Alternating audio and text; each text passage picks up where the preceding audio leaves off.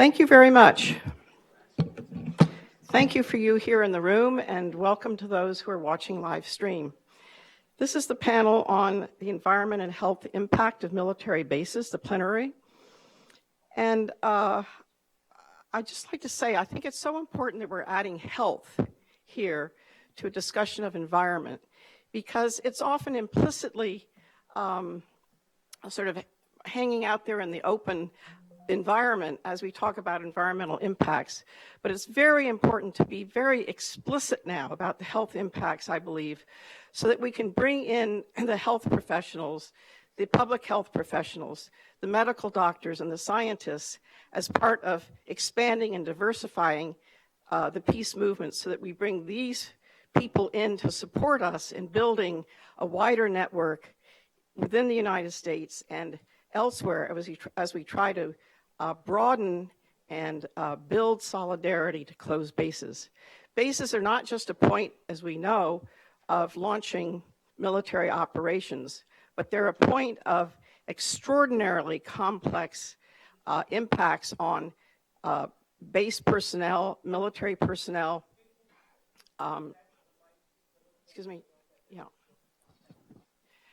military and civilian personnel on base, and those living in the communities around the bases. So that we need to talk about these impacts as well, about base, the consequences of bases, both in this country and in other countries, in foreign countries, so that we can build solidarity between populations and between those affected and between those who care. I think it's very important to talk about what we're for and to revive the notion of the human right to health, to really use the United Nations instruments of human rights and demand our human right to health, and also to recognize that nature has rights, so that we really begin to look at the ecological impacts here, so that if we don't have a thriving and surviving ecology, if we don't recognize the rights of nature, then we as people on this planet cannot survive and thrive either. So just one other aspect. What is the theft? We were challenged to think about the theft from the extraordinary military budget of what we could do here at home and what countries could do abroad. And the theft really is of our health and of thriving economic systems.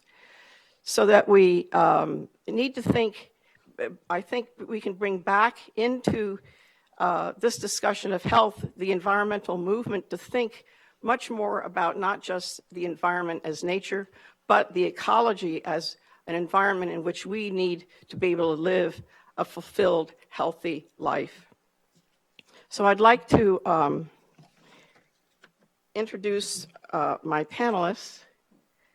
We're going to start out with Pat Elder, and then be followed by Marie Cruz Sotot, Patricia Hynes, and Susan Schnall. I urge you to look at their biographies in the conference program. They're extremely accomplished individuals who I'm very glad to welcome to this panel. And I've had such a great experience working with them to put this together. So thank you very much. Pat, would you like to?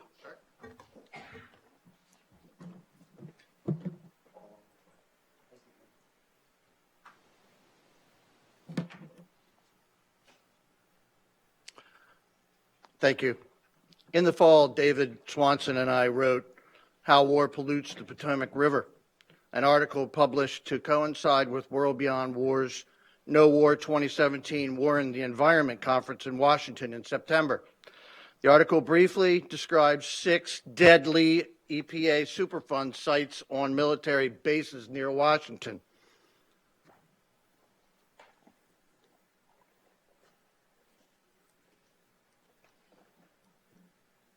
AV man, what are we doing?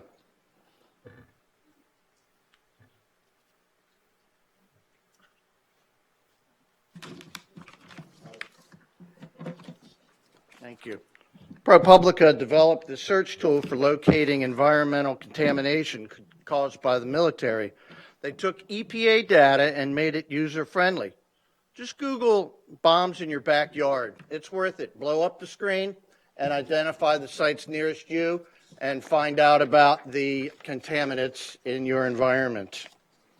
So, let's take a trip down the Potomac River from the Allegheny Ballistics Laboratory in Rocket Center, West Virginia, to the Naval Surface Warfare Center in Dahlgren, Virginia. The Navy's Allegheny Ballistics Lab manufactures warheads and shells, grenades, mortars. Making weapons of mass destruction causes massive environmental destruction. Contaminated areas include burning grounds, a beryllium landfill. Contaminants in soil and groundwater include explosives, volatile organic compounds, industrial wastes. Contaminants have been detected in the Potomac. The EPA estimates the surface water at Allegheny had trichloroethylene at concentrations of 3.7 million parts per billion.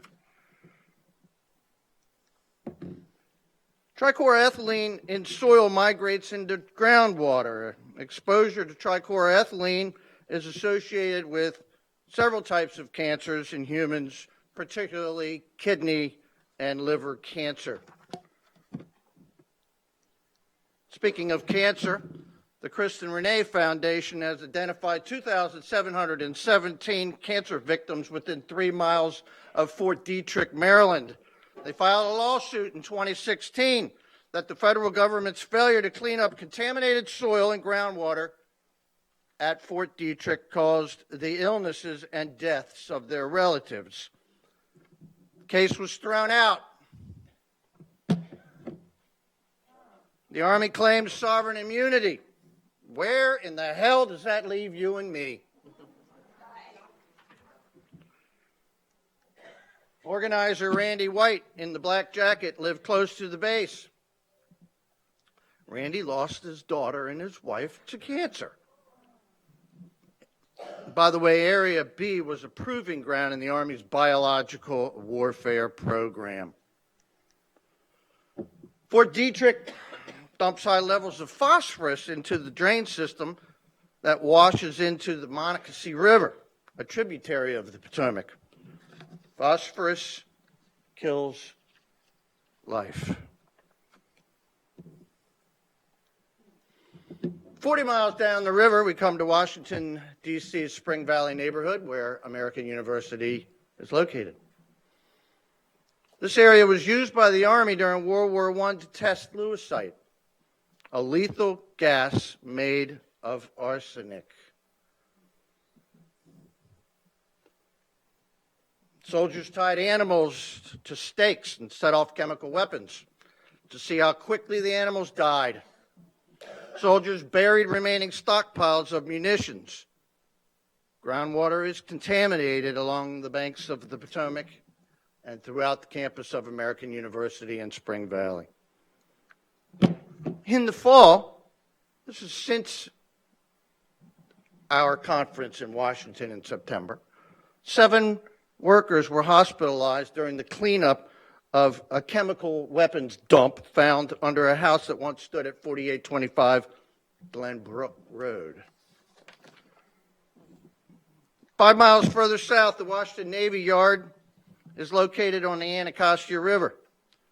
The ground adjacent to the river is contaminated with tetrachloride, cyanide, perchlorothioate, carbon tetrachloride, dichloroethylene, vinyl chloride, lead, heavy metals, acids, alkaline, lead, chromium, cadmium, antimony, PCBs, dioxins, and more. Slide 14. 20 miles south, we come to Indian Head Naval Surface Warfare Center with its 100-year history of dumping and burning hazardous wastes. Surface water at the facility is contaminated with high levels of mercury. Groundwater contains perchlorate at concentrations of 436,000 micrograms per liter. To put this data into context, the Maryland Department of Environment establishes a drinking water advisor level of 1 microgram per liter. Perchlorate has been linked to its negative effect on the thyroid. Indian Head open burns hazardous explosives and sprinkles poisonous dust over southern Maryland, where I live. When the Indian Head cleanup team needed to take soil or water samples, they often had to call in ordnance clearance specialists to help deal with dangerous chemicals, guns, rockets, missiles, explosives littering the area.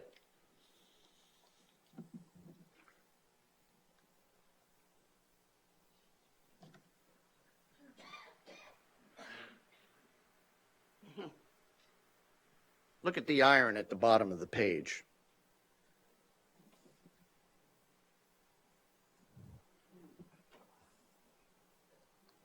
The Naval Surface Warfare Center in Dahlgren, Virginia, is 20 miles south of Indian Head. Dahlgren open burns hot, hazardous waste, sprinkling even more powders of poison over the Potomac, southern Maryland, and Virginia. The burial of munitions at Dahlgren has contaminated the river with heavy metals. Polyaromatic hydrocarbons have poisoned the earth along the mighty Potomac. PCBs, trichloroethylene, and various pesticides mixed with lead contamination from firing ranges and buried depleting uranium. It's bad.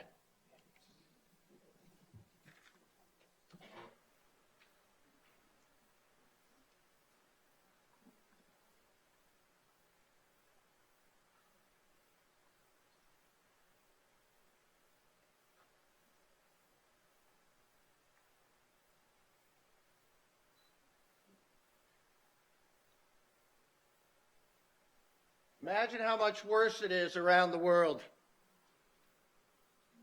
Imagine conditions in Vieques, the Philippines, South Korea, Okinawa, Vietnam, Iraq, when the heart of the empire is polluted to the degree it is. Thank you very much.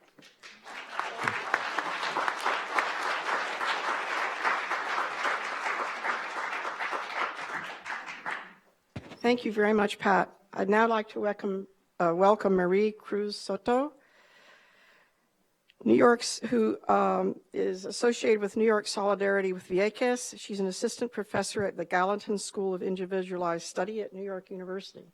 Welcome, thank you.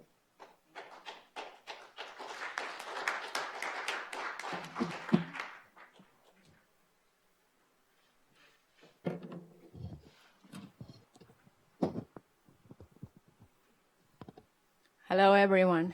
Hello. So I'm going to be talking about Puerto Rico, or that archipelago in the Caribbean that was invaded by the U.S. in 1898. And 3 years later, the U.S. Supreme Court. So that archipelago that was invaded in 1898, and that 3 years later, the U.S. Supreme Court deemed it, and I'm quoting, foreign in a domestic sense. In other words, a colony. But more specifically, I'm going to be talking about Vieques, and this is an island. Here is a map. I'm going to be talking about Vieques. So this is an island with approximately 10,000 people who for over 60 years were forced to live wedged between an ammunition depot to the west and a live fire range to the east. So here is a map that you can see. Even though it says 2001, 2003, it was basically the usage from the 1940s. So with the onset of World War II, both the U.S. federal government and the Puerto Rican colonial state approved the expropriation of 3/4 of Vieques to make way for the U.S. Navy. So the local people were forcibly removed from their homes, encouraged to emigrate, to leave the island, and offered to be relocated within Navy-owned plots of land from which they could be expropriated at any given moment. And I have a map there in which you can see that the white part in the middle is the non-Navy-owned land of Vieques, post-1940s. So in occupied Vieques, access to land, water, and air was restricted. And developmental strategies had to be basically approved by the Navy and ultimately for the benefit of the Navy. And while Viequenses experienced occupation differently based on where they lived, their race, their gender, their occupation, many could not actually escape the saturation of the landscape with servicemen. So as you could imagine, there were a lot of street fights, assaults. People tell about prostitution networks ruling the nights in Vieques. They talk about vibrations, noise, murders, accidents, munitions not making it to the target zone, and other kinds of things. So the vulnerability of the Viequense population gained international attention in April 1999.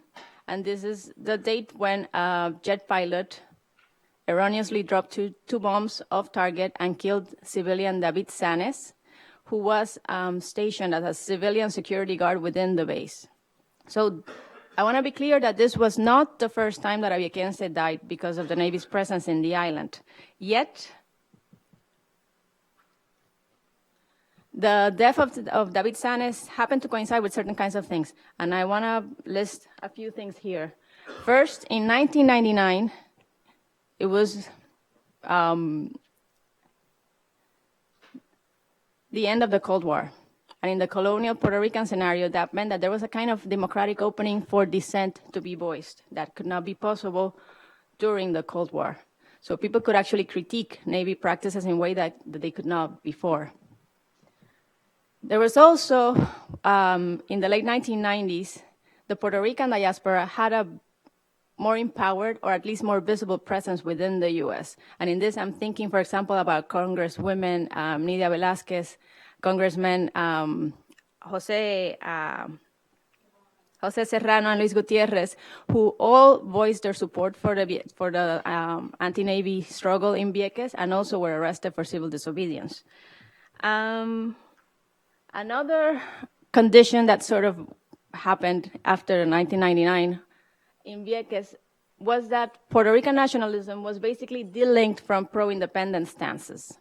And this allowed for different political sectors to basically come together in supporting the struggle in Vieques, or as people call it, la lucha, right? There was also the rise of the internet and mobile phones. And this I cannot emphasize enough because basically people in Vieques, community activists, could coordinate, strategize across space, and they also could expand their community of solidarity, right? They could learn from other struggles in other places and also think about what they were doing. So this ties into the idea of transnational connections. And in this, I would also mention that community activists in Vieques, Viequense leaders as well, traveled to places like Okinawa, South Korea, the Philippines, and other places to basically learn about other people's struggles. And also through that learning, they took it home and then thought about the struggle in Vieques, right? To strategize, to think about, okay, steps ahead, and also to offer their solidarity to these other places that people understood that they were basically living a similar situation. So, thinking even about these leaders, one thing that happened in 1999 with the death of David Sanes is that in 1999, there was already a group of seasoned activists who had a long history of organizing, dating back to the 1960s. Organizing through sanctioned means, but also organizing through civil disobedience. And in this, I would point out to the fishermen in the late 1970s, early 1980s, who did civil disobedience, like it's shown in the pictures here, in the photographs.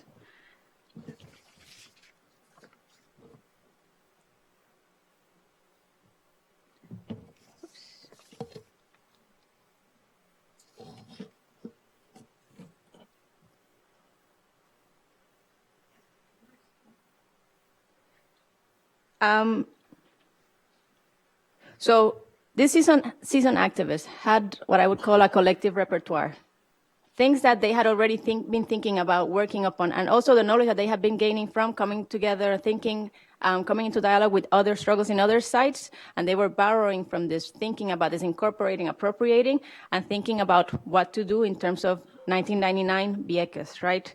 So perhaps it should be no surprise then that there were civil disobedience camps established along the eastern part of the island in the live fire range, right? And it's no coincidence that, for example, this camp is Mount David after David Sanes. Something else that people did in Vieques was basically thinking that when the arrest came that dismantled the civil disobedience camps in May of 2001, there was already a strategy in place. And basically what community activists and leaders did then was figure out a way to sneak small groups of people into the restricted territory all the time. Try not to get them caught, but trying to make sure also that the Navy knew that they were there, right? So that the point of this was that the Navy could not resume the bombing in any sort of comfortable way, to disrupt as much as possible. And there are stories about actually people being in there, letting the Navy know through different means, and the bombing is still happening, right? But all this mobilization was successful in getting the Navy officially out of Vieques, so the Navy was forced, unwillingly left, in May of 2003. And as may be obvious by the theme of the panel, behind remains 60 years worth of basically bombings, right? And military waste. So I would say that we civilians do not really know what has remained, and it is likely that the Navy doesn't really know what has remained in the island in terms of thinking about military waste. The records seem quite unreliable. There is also this long historical tendency of the Navy to cloud its practices in secrecy, right, to not reveal.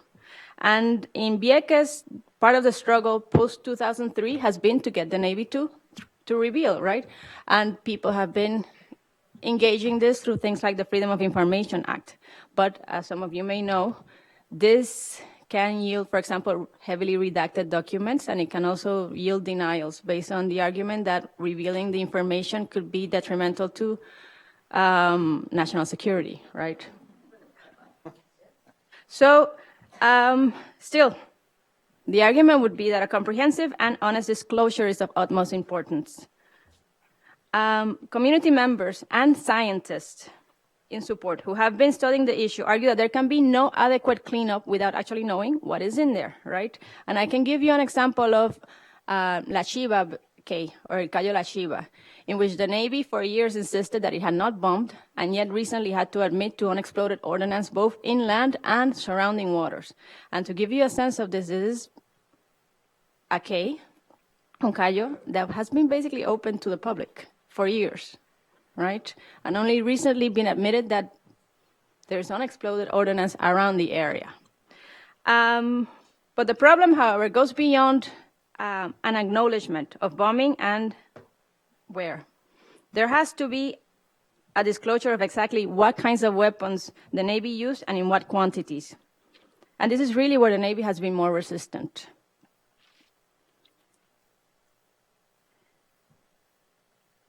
Which I would argue is actually understandable, because the information that has come up over the years reveals unlawful and abusive practices, and it also has revealed basically decades of misinformation, and if I may also add, just outright lying too. Which creates, if not the grounds for reparations, at least a public relation problems for the Navy, which arguably the Navy already has, at least in Vieques. But what we do know, thinking about Vieques, is that the Navy used in Vieques napalm, Agent Orange, depleted uranium, trioctyl phosphate, and other substances and artifacts that fill the place with heavy metals and other pollutants. Oh, okay. Yes. So, okay. So I'll wrap up. I have a lot that I can say, but this can perhaps be addressed in the question and answer part, or rather the open discussion part. But I would say this, right now, post-2003, Viequenses argues that la lucha continúa, the struggle continues, because the Navy has not really left. There's all this waste, this environmental devastation that remains, and that it has been really, really hard for community activists to engage in this part of the struggle, partly because the language now is, let's call it scientific, right? Heavily scientific based. And what has been going on is that basically, if before 2003, people in Vieques were approached for people to learn about their experience and gain knowledge about life in Vieques, now those same people are not actually being listened to because they're actually not scientists, right? And the scientists are, for example, on the part of the federal government, who through different agencies have been insisting that there's no evidence to suggest that there's a relationship between the health crisis in the island, and I can talk about this later on if it comes up, and the higher rates of morbidity and mortality and cancer compared to Puerto Rico and to what could be expected, and the environmental devastation left by 60 years of bombing. So people have been trying to be heard and also engaging the difficulty of engaging in a cleanup process that is many times framed in very technical language, and I would assume that it's a very inaccessible language by design. So I'll leave it at there. That.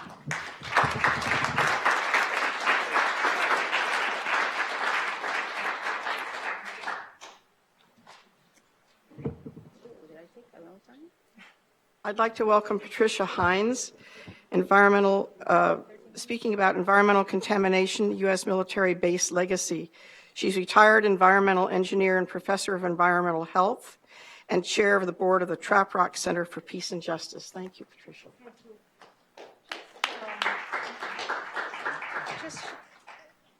Let me just check this. Yeah, okay. Good. First, I want to say good morning. Good morning, everyone. And I want to say that I'm very grateful to be here and grateful for the organizers of the conference. We have had lots of communication among us on the panel, and it's wonderful to be partners with you on this presentation. So let me just say first that it was one of the last points that Pat made, but the majority of Superfund sites in this country are military sites, and they are either explicit military bases or they are military contractors. And so it gives you a sense of both the extent and the toxicity of the hazardous materials that are used by the military and in support of the military.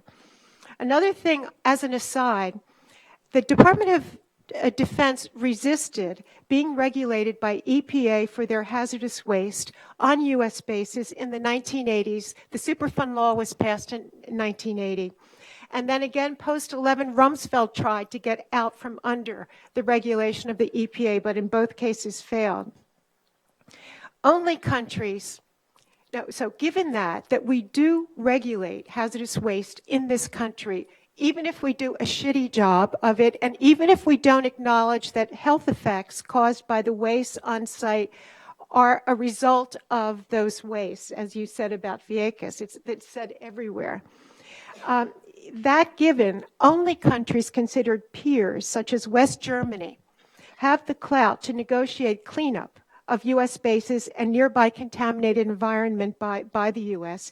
and to litigate against civilian contractors. Those countries of primarily non-white peoples have little to none ability to negotiate cleanups in their countries, and that's my subject today.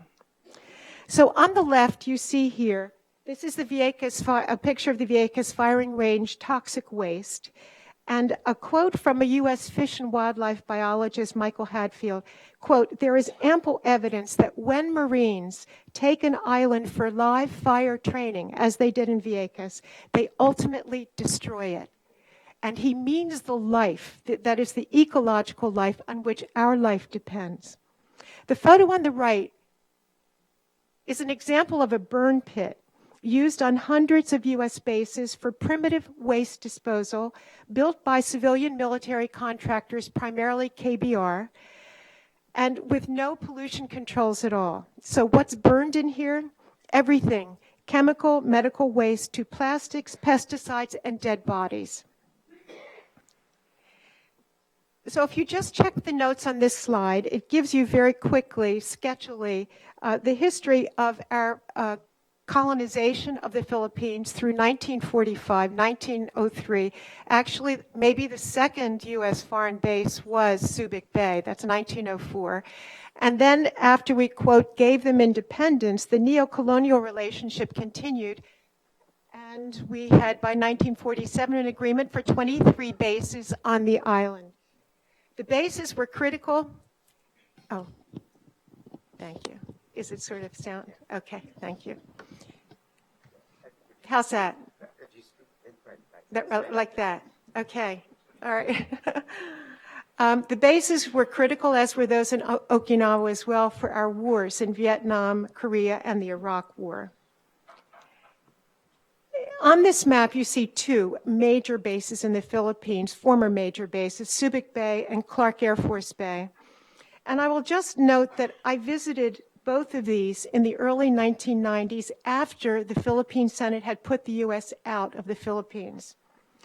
And we were taken around by a Philippine feminist non-governmental organization. And we witnessed in Angeles City and Olongapo, the cities near these bases, the social ills created by the U.S. military presence, prostitution, biracial children abandoned by U.S. military fathers, and illness from U.S.-based contamination. On this slide, it introduces us to the first reason that the Clark Air Force Base was abandoned by the United States, and they intended to return. Both Subic Bay and Clark were abandoned because of Mount Pinatubo ash, which there were feet of it on both bases. So they were abandoned temporarily. That was in June 1991. And by September 1991, the Philippine Senate had basically voted to put the U.S. base, to have the U.S. bases closed and put the U.S. military presence out of the Philippines. So this is just a profile of the types of contamination on the U.S. base, the Clark Air Force Base. First of all, after the base closures, people displaced by the volcano moved onto the base. And then you see a profile here, which is not by any means complete, but typical of all the bases that I'll talk about today. PCBs from transformers, asbestos in buildings. These buildings were built in the 1945, and many of the others, Okinawa, 47, in the 40s and 50s, full of asbestos, which was, if taken out by local people who were then, they have higher cases of asbestosis as a result of it among local workers who have no place to turn in terms of getting medical compensation. Now, underground fuel storage tanks and every contaminant that we have heard of, I think particularly from Pat thus far, all the solvents, the trichloroethylene, toluene, benzene, etc., it's a result of having oil stored in unprotected underground storage tanks, which was de rigueur prior to 1980, 1970, I should say. And so you have tanks in the ground, there's nothing, no concrete encasement, and there's no leak detection system. So as they leak, no one knows, nor were they replaced in an environmentally correct way. So consequently, on every base that I will talk about, and in the United States as well, old bases, you will see this type of contamination. Firefighting chemicals. Of course, they had to practice firefighting training. Sometimes a drunk soldier would release some, and in other cases it was accidental, but they have toxic chemicals in them. So they would spread over the base and probably be washed into drains. Subic Naval Base, this was routine. As long as they were there, almost 4 million gallons of untreated sewage were sent daily through pipes into the local waters. And these waters were used by Filipinos for fishing and for swimming. 2 landfills, again, primitive. They just dug holes very deep, filled it with all sorts of toxic, probably medical waste as well. and then also ordnance disposal areas, very primitive. And so you have, again, on that, the same profile of pollution that we had on Clark Air Force Base. It was estimated by our government after the space was closed that it would cost $25 million to clean it up, but that was without cleaning up groundwater and soil. So the true estimate is more like $50 million. We walked away, of course, because we could.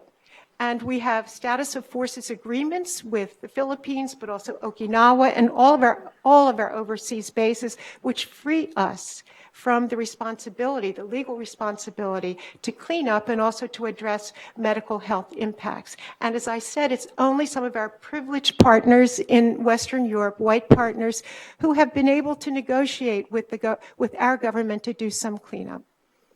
And just a quote from the People's Task Force for Base Cleanup. This is a Filipino group, and Filipino Americans are part of it, that the Philippine government has not been strong enough to force a cleanup of the bases. And this is actually a unique quote. They say he's probably the only person of his type. This is a high-level U.S. officer, Navy, who probably served in the Philippines. But he has said, nowhere in the U.S. are we able to use our military bases, and God knows that they are very contaminated, with less restrictions than we do in the Philippines. All right, so I found in some article Okinawa called the junk heap of the Pacific. And essentially, the blue small icons that you see on the map, I'm not sure who's doing this mapping. It could be the U.S. for the sake of basically knowing where we sprayed pesticides so that they could avoid any type of compensation to vets who were there. But this apparently shows where we sprayed pesticides on Okinawa. So why would we be spraying pesticides in Okinawa and every other base that we have? It's a simple way of clearing vegetation. It's a lazy way. And it's what our airports do, civilian airports as well as.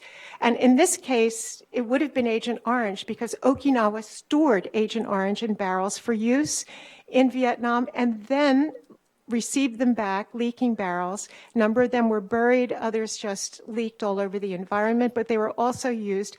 And there's rumors, too, that there was a black market of Agent Orange and other toxic herbicides to local farmers and companies.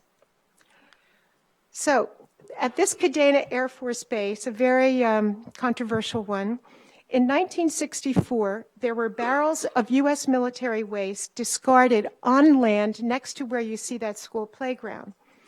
The U.S. built the school in 1980s.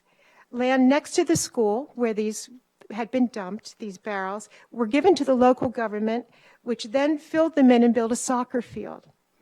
In 2013, renovations to the soccer field by the local government. In doing that, barrels were discovered, some having high levels of dioxin, herbicides, arsenic, and PCBs. As I said, it's a common profile across all bases. Parents were not informed.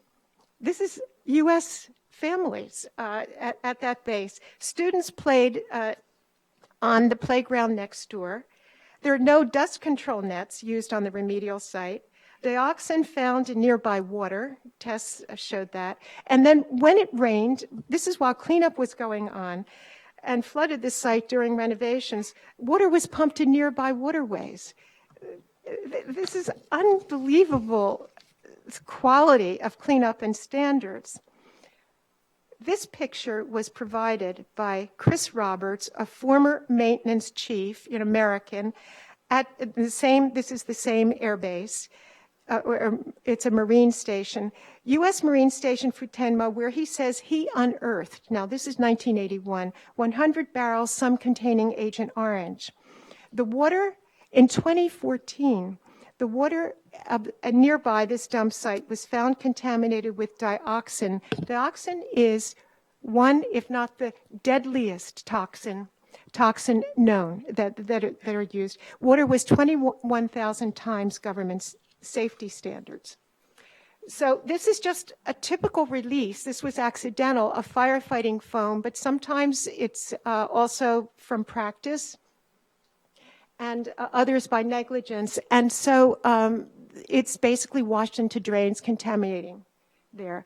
So I have a few photos of protests. There's immense protest in Okinawa, and it's counterbalanced by the government, local government, buying contractors off, money coming from Japan, and essentially, so you've got a very split island there, but immense citizen protest. And so, just to sum up, the response of the Japanese government for the burden on Okinawa, as well as the other bases, and the U.S., is that the SOFA relieves us, Status of Forces Agreement, from responsibility, and that any amendment that's happened to the SOFA more recently is essentially useless. Women are on the front lines of protest. Reasons: rape, environmental contamination, noise, traffic, etc. Okay, so I'm going to move quickly because I got the time signal. This is South Korea, and has been said, I think it was David Vine who said it, that we are going to have smaller number of bases, but they will be larger. And as we close bases, we generously give them over contaminated to the South Korean. And we consider it good real estate. So, and then they build theme parks, but the theme parks are built over things that have been buried. So there's tremendous protest again at many of the bases in South Korea. And there are patterns, and I'm not going to go through this, which are just like Okinawa. South Korean activists and people don't want the bases. The South Korean government keeps them. It benefits them financially, and essentially, I guess they've bought the Kool-Aid about security. And so Korean Americans, again, a nice shot of them protesting U.S. military bases in front of the White House. And quickly, this is a sample of a burn pit. There are 230 at least throughout the Middle East. These are built recently. We can't blame it on the 70s without environmental regulations. Everything is thrown into them, and without pollution controls. This is a map being created by the VA. I'm not sure why. It could be because of medical complaints from veterans who've inhaled those fumes. And I just show this to make the point that pollution does not stay on base. And there must be nearby towns and villages, communes in Iraq where people are breathing this. And then, of course, when we leave this contaminated base. I'll just add that a couple of these burn pits were built on top of old chemical residue pits. These were Iraqi chemical residues. And in those places, there could be 5 to 10 of them. There's been a real epidemic of brain cancer among veterans returning home from 1 or 2 years there. And one of those veterans, and it's a fatal brain cancer, was Biden's son, Vice President Biden's son. And he served at one of those bases where the burn pit was dug out of an old chemical weapons residue pit. And so 3 slides, we'll wrap it up. This is the pattern of contamination that we see at all of our bases, whether it's here or it's there. And the explanation, there's no need for explanation. It's obvious why these things would be being used. These are the potential health impacts. So you just run through them, and it is every organ of the body. And this is the pattern of policy, as I've said, which is we are protected, no obligation. We give minimal communication with local government. If we discover barrels that were buried in 1980 on the base, we don't tell the local government. And there are no comprehensive health or ecology studies done at these bases, none. And the attitude is, as I said earlier, they're getting good real estate when we give them back. Yeah, okay.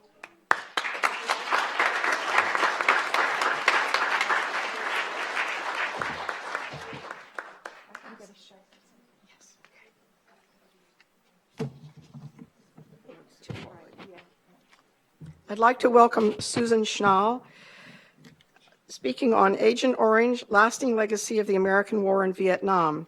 She's co-coordinator of the Vietnam Agent Orange and Relief Responsibility Campaign and a member for Veterans for Peace.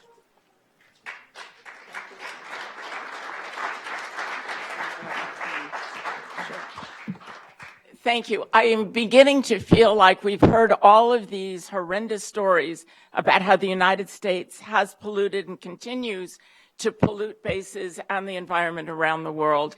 And my topic was, in the words of a very famous prior historical figure, what is to be done? So I will try by giving you examples of what a group, and I just want to mention again, what a group called the Vietnam Agent Orange Relief and Responsibility Campaign, that is a project of Veterans for Peace as well as Vietnam Veterans Against the War, has been working on for many, many years. And a quick reminder to you, you all have heard about Agent Orange dioxin, right? We think this is something that happened many years ago.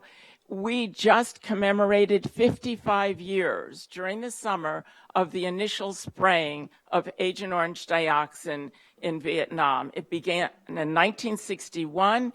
It continued until 1971. And I'm just going to quickly go through some of the history. So this is our lasting legacy. It shows you how the land was sprayed from the C-123s across South and Central Vietnam and the damage to the land.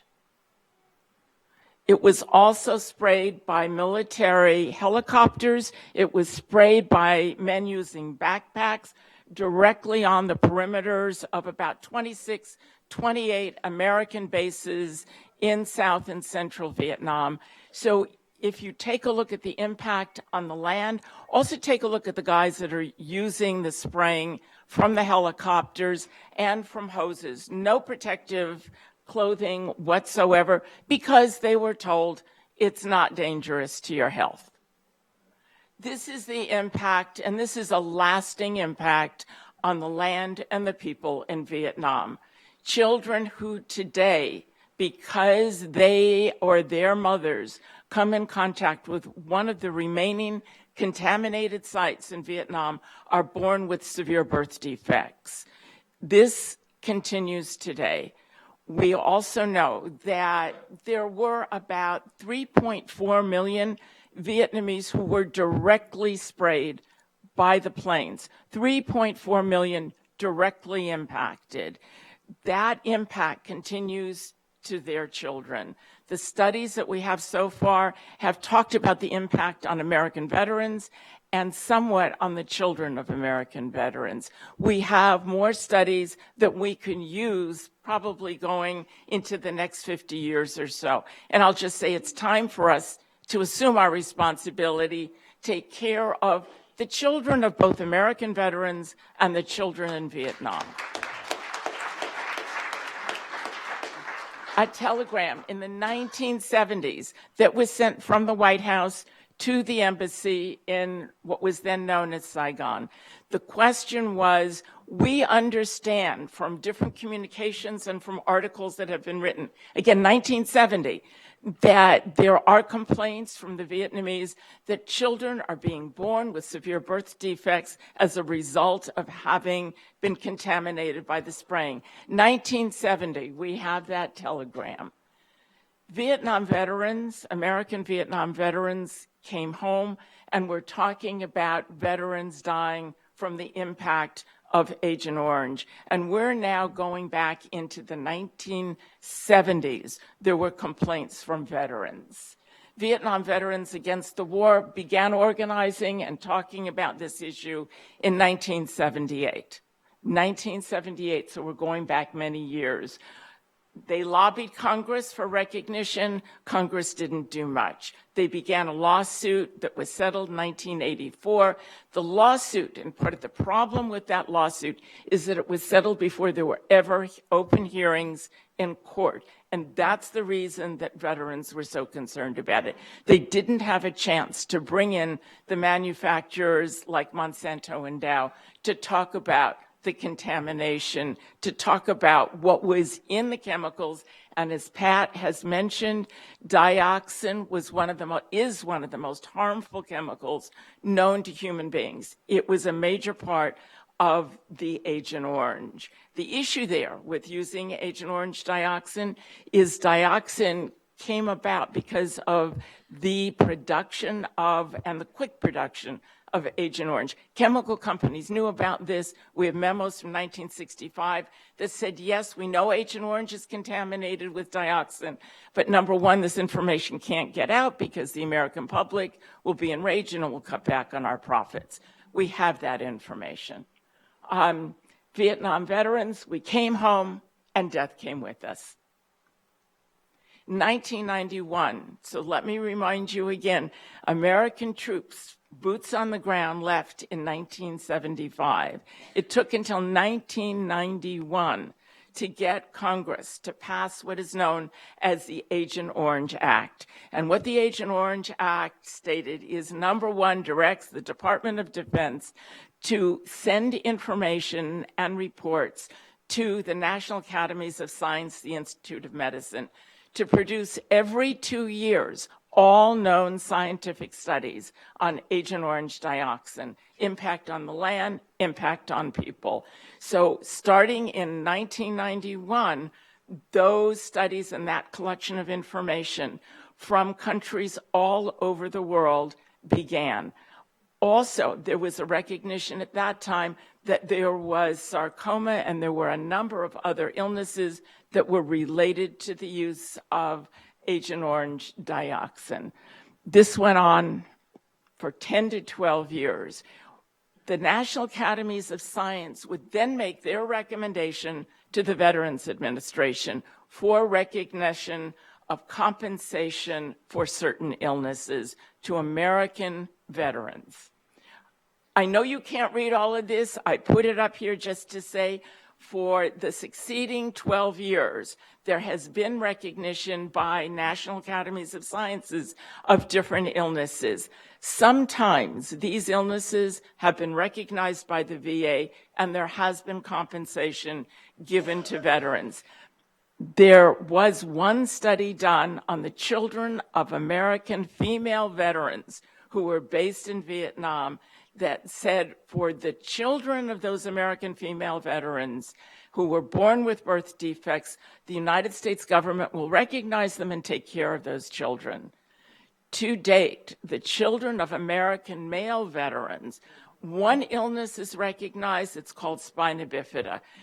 The issue, and just think about it as an economic one, the last report that came out from the Institute of Medicine said we really don't know how many troops passed through Vietnam or were there.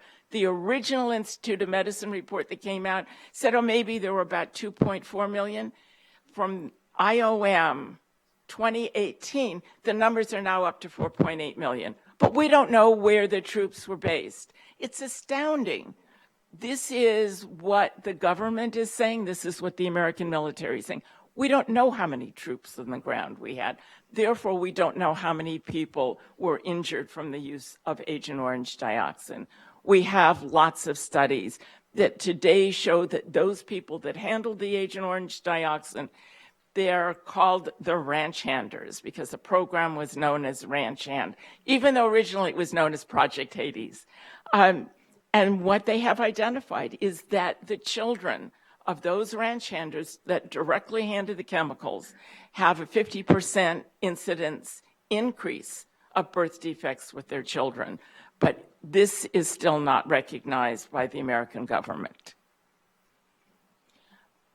This is it's one of the banners that we use when we go to rallies and demonstrations to say, we need to remind you all that you may have forgotten, but American veterans and Vietnamese and children continue to be impacted and die from the use of this Agent Orange dioxin.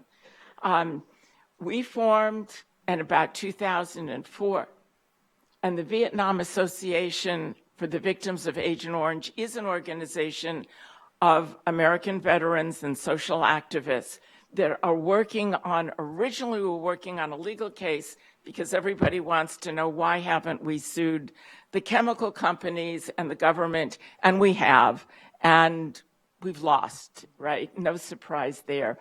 But part of what VORAC does is to educate, raise awareness about the continuing impact of the chemicals that were used during the American War in Southeast Asia.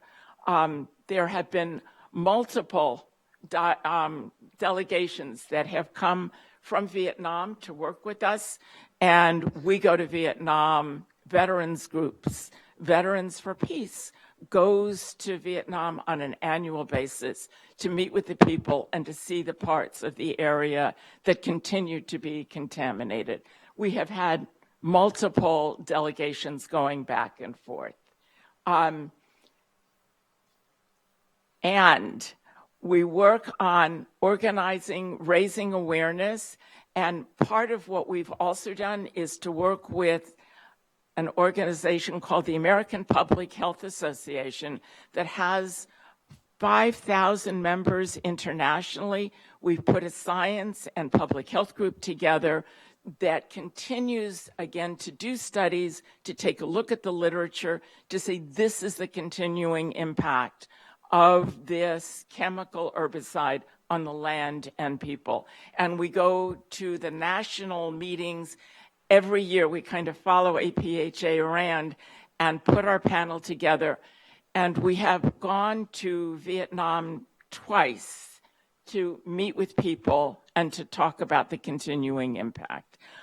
We're currently doing a study that has identified all of the studies done worldwide on the remaining toxic spots or hot spots in Vietnam, and then take a look at the studies that have been done on the impact on the people.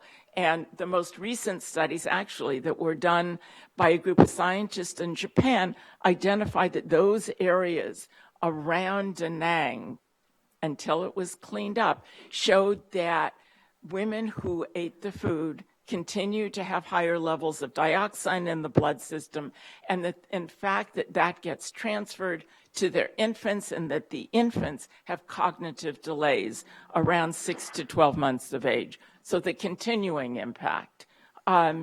We did get a policy out of the American Public Health Association that stated we recognize that this has had an impact and that we have a responsibility to clean it up. So this was kind of our start of organizing actions following the loss of the legal cases. As I said, we had tours that have gone to major cities, and let me just go back a minute. VAVA, the Vietnam Association for the Victims of Agent Orange Dioxin, was formed as a part of a class action suit representing the Vietnamese and the impact on the Vietnamese for our legal case. VAVA now is a non-governmental organization in Vietnam that raises money, raises education, raises awareness about the impact of the spraying. Part of the problem in Vietnam with a lot of the people in the rural areas felt this has happened to our children. It may happen to 2, 3, 4 of our children, and it's a result of karma. It's a result of what we have done in our past lives. So part of what VAVA has done is to educate the population. No, what has happened is the United States government, the military, left this poison in the land, and it continues to harm your children. So the children. I first visited Vietnam in 2004 and went to a hospital where there were children who were suffering from the impact. And that was kind of the start of my trying to work on this issue. You can see children who have different types of birth defects. The child whose head is thrown back lives at home with her mother. And part of what we're looking at is and talking about is what's going to happen when these parents die. The lasting impact on a soldier, the lasting impact, and please take a look at the child down in the left-hand corner, the child who has multiple birth defects, who is being taken care of at home by a sister and a family who give up their lives to take care of those children that were injured by our government. Juan is testifying in front of Representative Faleoma Vega's hearing on Agent Orange. This was when we were first working on the legislation, and that legislation eventually was introduced to the House by Representative Filner. It's really important, I think, to mention that originally the person who was going to introduce our legislation was Representative Conyers, and the importance of the legislation is that we talked about healing the wounds of war for the Vietnamese who were impacted by Agent Orange, as well as American veterans. We refuse to bifurcate or separate those issues. Representative Conyers' staff refused to submit our legislation the way we wrote it. And it was delayed, and I think that's something that we've all learned about. We lost a year or 2 years because we waited to get him to introduce the legislation. It was eventually introduced by Representative Filner, and again, another a quick picture of our delegation from Vietnam that came and worked with us. Our delegation also went, this is a photo of Da Nang Airport, before the billions of dollars that have been spent in the cleanup. And that's just one part of Vietnam. So it's our Science and Public Health Committee. We now have, and I'm going to mention to all of you, if you're interested in learning more about Agent Orange dioxin, we have our brochure here. But even more important, we have put together these cards that we need you to sign and give back to me, and we use them to lobby Congress. We currently have legislation in front of the House. It's H.R. 334 that was introduced in 2017 by Representative Barbara Lee. And really important that we get more and more support. Part of what we do now is educate the public, and we educate the politicians, and we educate as many people as we can through conferences like this. Our group that went to Congress a year ago was composed of VAVA, the Vietnam Association for the Victims of Agent Orange, and VORAC. We met with Senator Leahy's aide, Tim Reesner, who said for years people have been organizing and talking with him about the lasting impact of Agent Orange dioxin. But this was the first time that Vietnamese and American had come together to say we need to do something for both groups who have been harmed. So this is a photo of our enormous group that is composed of one who you see, one is missing her 2 lower extremities. Mom was exposed to Agent Orange when she was cleaning up their land and farming. And Heather Bowser, who is on your right, who is standing there. Heather is one of the co-founders of an organization called Children of Vietnam Veterans Health Alliance that is bringing together the children of men who were in Vietnam and who were born with birth defects. So we are, again, I think kind of an interesting organization of both Americans who were in Vietnam as well as the Vietnamese, saying we want to put an end to this lasting legacy of war, and we have a responsibility to do so. And I'll just end to give you a quick summary of what the legislation says.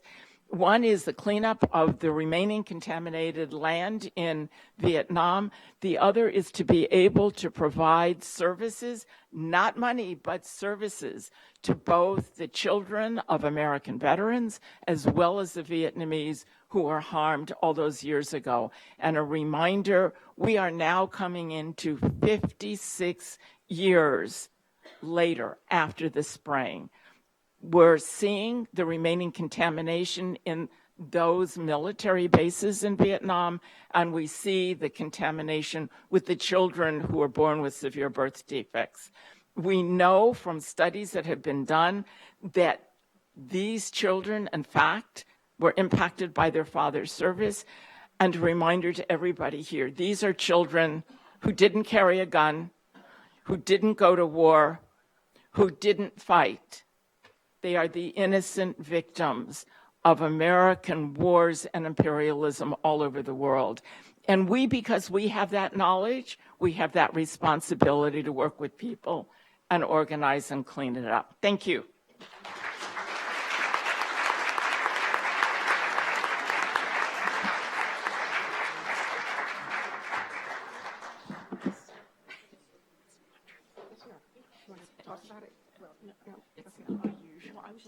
You're going to run it, right? Okay.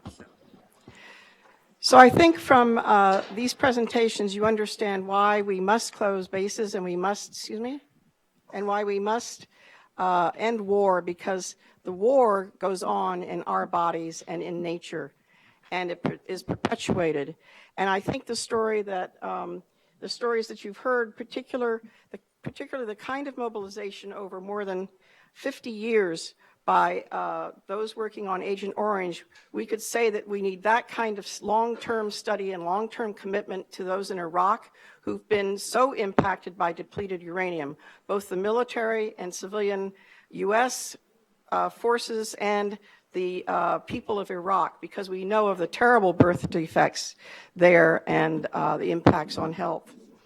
So I just want to call your attention to a handout that is over at the Women's International League for Peace and Freedom table. It's a handout on Our Bodies, Our Health, and it runs through some of the really important issues around the exposure to these contaminants and how they infect women, men, and children, and how it's continued exposure over long periods of time to small doses that can affect the development, as we've heard, of the fetus, impacts the newborn, and it's a lifetime burden that at no time in your life can you really know when disease is going to break out. So it's very important that we really understand the health impacts and we develop mobilization around those and bring in the health professionals and the public health professionals in particular. So we now go to some questions.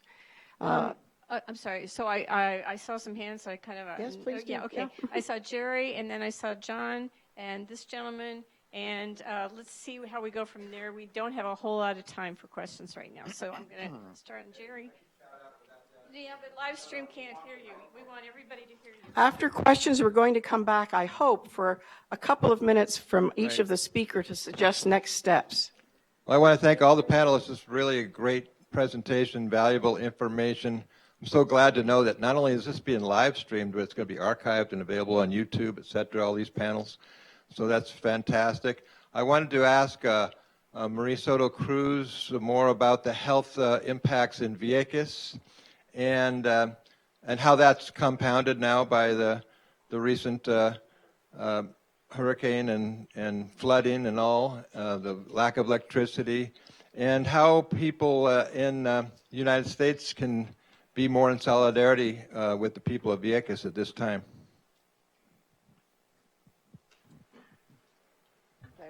Yes, of course. Or next Would you like responses now, Leah? We don't have time for a lot of questions, but Maria, Yes. if you could say something quickly to respond to his question. Is this on? Yeah. So I would say very quickly that I didn't really get to many of the things that I wanted to say about the health impact in Vieques, but it is not, well, the first thing that I would say is that when we're talking about the people of Vieques, we're talking for the most part about historically a poor population, and that a poor population that is isolated in many ways, that have a really deficient healthcare services within the island. And the hurricane have only made it worse. The hurricane actually, water came in into the only, it's not a hospital, it's a clinic. So water came in, it wasn't addressed. Now hongos, mold took over the building. And actually, there are now tents outside of the hospital, of the clinic, and that's where people are being treated, right? And that has been the situation for a few months, and there's no understanding of when that will actually stop, because they'll need, obviously, money to fix the building, right? So there's an already health crisis in the island that the federal government does not acknowledge, that community activists insist that there must be resources given to the island to address things like the higher cancer rates, cardiovascular diseases. But in the meantime, people are being basically, they only have an ER, which doesn't even have x-rays. They can't give birth in the island. They can't get dialysis. They have any sort of cancer treatment, nothing, just the bare minimum. And again, we're talking about a population with scarce resources and that have a really, really bad public transportation system to the main island that depends on a ferry that works whenever it works. And it is very, very difficult.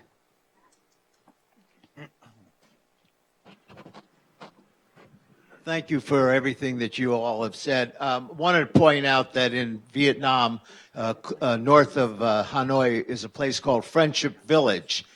Friendship Village is a hospital, a rehabilitation hospital, a social center, a school, et cetera, and they're always looking for volunteers, people who are willing to go there and serve as a volunteer with your skill, whatever skill you may have or skills. The other issue is that the United States has an arm of the funding source for the Friendship Village, and if you're interested, please see me. My name is John Spitzberg from Willow, Alaska. Thank you.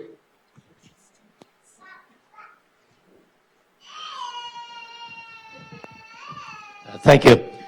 My name is Dr. Ben Hong. My background is I'm a medical doctor. I was in private practice for 35 years and then switched over to the VA over the last 10 years.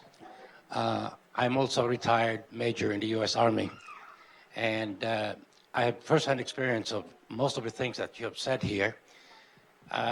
Unfortunately, I can tell you that a lot of the things that you said here are a little bit kind of old, and that a little bit old information. There are newer information that I may be able to share with you.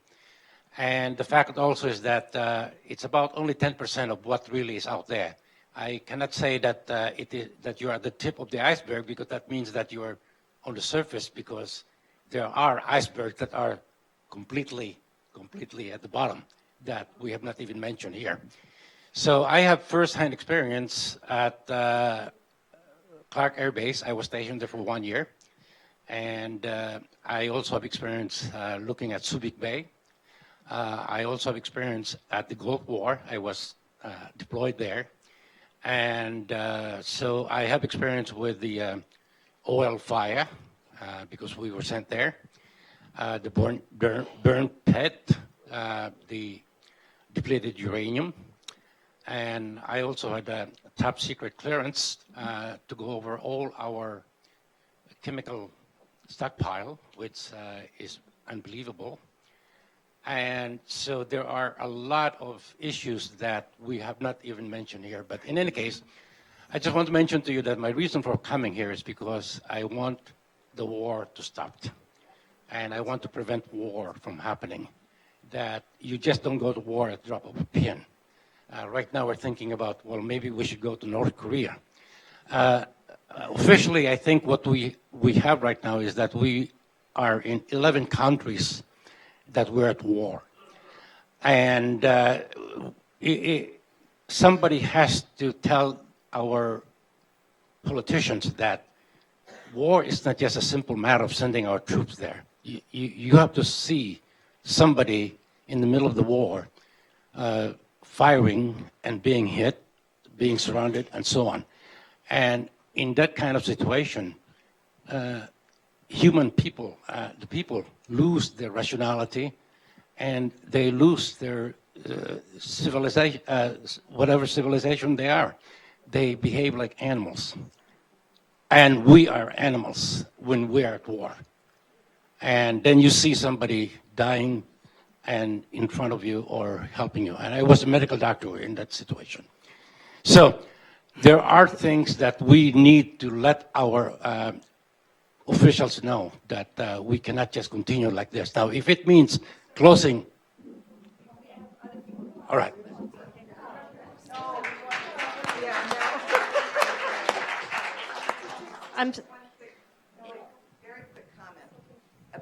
About the environment and all of the issues that have been raised. There's one from the previous panel to this one, there's one consistent theme all through all of it, and that's lack of information and the secrecy that constantly surrounds everything the military does.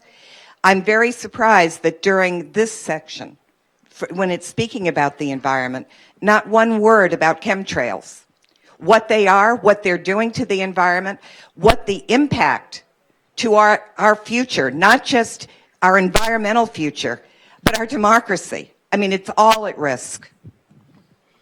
Okay. Okay. Chemtrails. Okay. This gentleman in the back.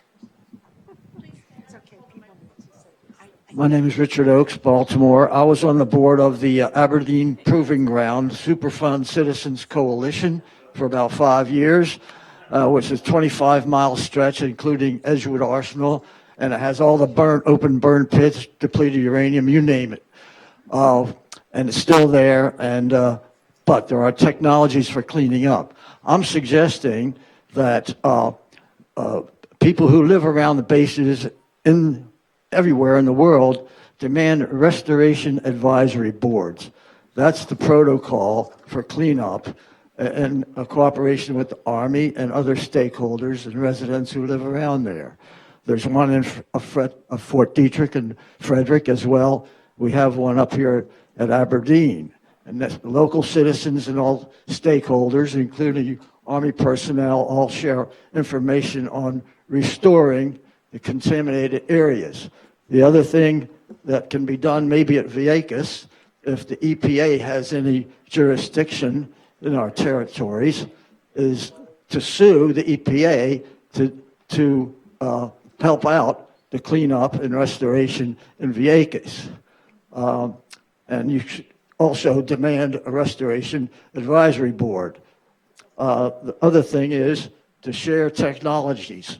There's cleanup technologies for restoration that have been perfected at Aberdeen and other places that outlaws open burning and outlaws even incinerators, and has chemical neutralization techniques.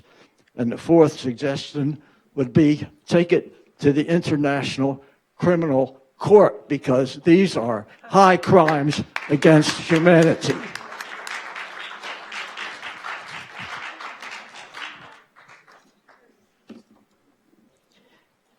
Do any of the panelists have a response to the comments made yet? No? Yes, so are there any other questions? Leah, where are you? Yeah, Yes. very quickly, I think it's probably not news to many of us that a vice president's son and attorney general of Delaware was very likely killed by open burn pits. But it is, to my knowledge, it just got in the corporate media this week that Biden, the former vice president, read Joseph Hickman's book and acknowledges the conclusions that his son was likely killed by open burn pits. So if everybody in this room would write a letter to the editor, call a show, get into the media the fact that it's not just a famous individual, it's thousands of Americans and tens and hundreds of thousands of Iraqis and Afghans killed by these things, and the cleanup needs to be done, and done now by the United States. It might be a way into the corporate monopolized communication system we've got going. I'm sorry, we don't have time for any more audience comments or questions, but the panel wants to make short closing remarks, and then we have an announcement. Okay. Would you like to start? I guess just a quick sum up that I think we've all been talking about. One is that people need to get involved. Some of it involves communities that are right around the military bases. Some of it involves, and it certainly took me a while to say, yeah, I need to get involved in electoral politics. I need to go to the federal government, to the representatives in the House and to the Senate, and say there needs to be payment for these crimes of war, to educate them and to get more and more people involved.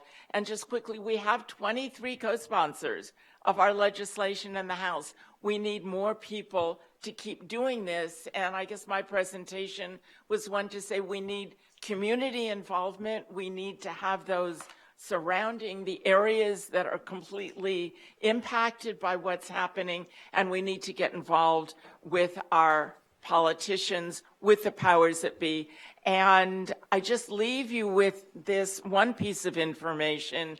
Monsanto, that was a major producer of the contaminated Agent Orange that devastated Southeast Asia, is now back in Vietnam selling their GMOs. So we have major struggle ahead of us. And it's kind of a plea to say we need to learn how to work together in coalitions and organizations, because we're all concerned about saving the human beings, saving, I don't know anymore, saving life on the earth and saving the land. And it's kind of a plea for us to figure out, how do we communicate? How do we get bigger? And how do we educate? And how can we do it together? Patricia. Good. You ended where I'll begin. And it's also a point David Vine made earlier in his strategic, how do we build larger coalitions? And also looking at the demographics here and our ages. I'll just tell a story and link it back to our panel. I was invited to speak by 350.org, that's climate change, in Connecticut, and they wanted to bring together the New Haven Peace Coalition, and they wanted me to speak on climate change and militarism. Mm-hmm. And there's a tremendous relationship, as you all, the military is the major polluter of climate. So I got there to speak, and on the left side is 350.org, and they all average about 35 years old. And on the right side is the New Haven Peace Coalition since the 1950s and nuclear weapons. Then the average age was about 75 years old. And I realized, well, first of all, I'll just tell you that I raised that to the audience after I spoke a bit. And a guy stood up from the left side, 350.org, and he said, in my lifetime, he says, I'm not really preoccupied with war. He said, in my lifetime, there's been no use of a nuclear weapon. But in my lifetime, there has been climate change. And so I realized this is an uphill battle. I mean, in terms of how do you begin to change someone's experience? I mean, you can't change it, but what they're thinking because of their life experience. But I just want to say that I do think that the importance of this panel, in addition to the reality itself of building wider coalitions and especially attracting youth, could be this bridge between environmental pollution, climate change, and militarism, because they lean to the left. This is young people in terms of their interest in it and their passion for environmental pollution and especially climate change, but not only. And then I think to build those bridges of connection could be a way to widen this coalition. I will just add too another thought that occurred to me. Mayors of cities, they are much more interested in the infrastructure and the money they're not getting from the federal government because of what's going into the military. And in addition to working at the federal level with legislators, I would say that we've got a ready audience with the mayors. They make statements every year at their mayor's conference anyway about this. Okay.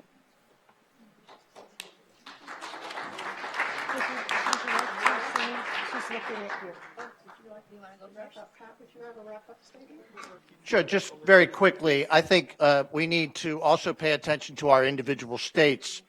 I think that we are already seeing the Trump administration's dictates filter down to various state environmental protection agencies. For instance, in Maine, there's a memorandum that came out of that rabidly reactionary governor's office regarding environmental protection at the Bath Iron Works. And basically it says, if the military exceeds discharge levels in particular contaminants, it's okay, because we have to keep in mind that there are financial and economic interests involved here, and that should trump. So look at your EPAs in your own individual states. The state of Maryland, for instance, routinely allows phosphorus to be discharged by military installations into the Potomac and really doesn't pitch a fit. So there's work to be done at the state level. It's not tough. Go to that ProPublica site and then Google, what you find as far as contaminants are concerned, and then pull up your own state's environmental protection regulations. It's really not tough stuff to understand, and delve into it. Thank you.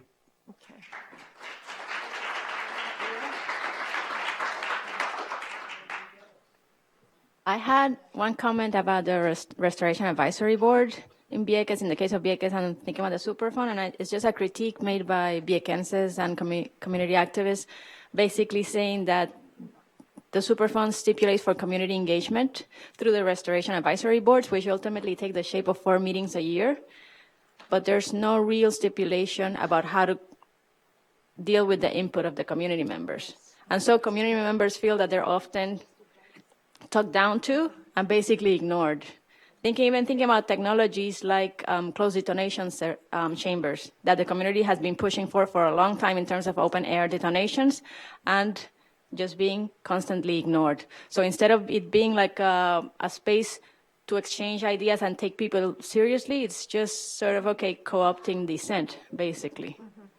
The other thing that I would like to say is that another way to think about making connections would be to think about reproductive rights, because in my understanding, there's a way in which to think about reproductive rights is ultimately the right to envision a future for yourself and your community. And part of what I think we're talking about is the inability for certain groups of people and for humanity collectively to envision a future in the earth in which we are inhabiting, right? So another way to think about it would be through reproductive rights. And maybe then the last thing that I would say is about thinking about support for Vieques, maybe. There are a lot of organizations on the ground doing a great work, and support them, reach out for them. They need networks of solidarity. They also need money too. And also, I think another important thing would be the power of the story, of the narrative, right? To get it out there, to keep it circulating, especially thinking about spaces like Vieques that are in many ways doubly colonial, right? We have no official representation, yet the U.S. federal government has total control over Puerto Rico, right? So we need the story to resonate within the U.S., in the U.S. mainland, with actual U.S. citizens who seem to matter as opposed to, Puerto Rican colonial ones. So I think that carries a lot of weight. Yeah. So thank you very much. Before we depart for lunch, I would just like to remind you to go and get your copy of Gar Smith's War and the Environment, the reader. It's full of information about environmental impacts and health impacts and consequences from militarism and war and bases as well. Oh, it's for sale out there? Oh, wonderful, terrific. Back table in the corner, terrific. And also, I'd like to remind you that this panel, in a way, is a continuation of the discussion that occurred on war and the environment at the 2017 World Beyond War Conference last September. So you can go to the worldbeyondwar.org website. You can click on the menu bar to events. You can click then on the drop-down menu of recent events, and that will take you to all the videos of that conference, which is a terrific resource for information about the environment. There were 2 panels on that issue in particular that are very important to look at as background to this particular these particular presentations, where we were trying to emphasize health and really bring health and the contaminants that contribute to such ill health back into the conversation, to broaden that conversation, also bring the public health professionals, the medical professionals, and the scientists who deal with these issues of the contaminants back into the discussion to broaden the movement. Thank you very much.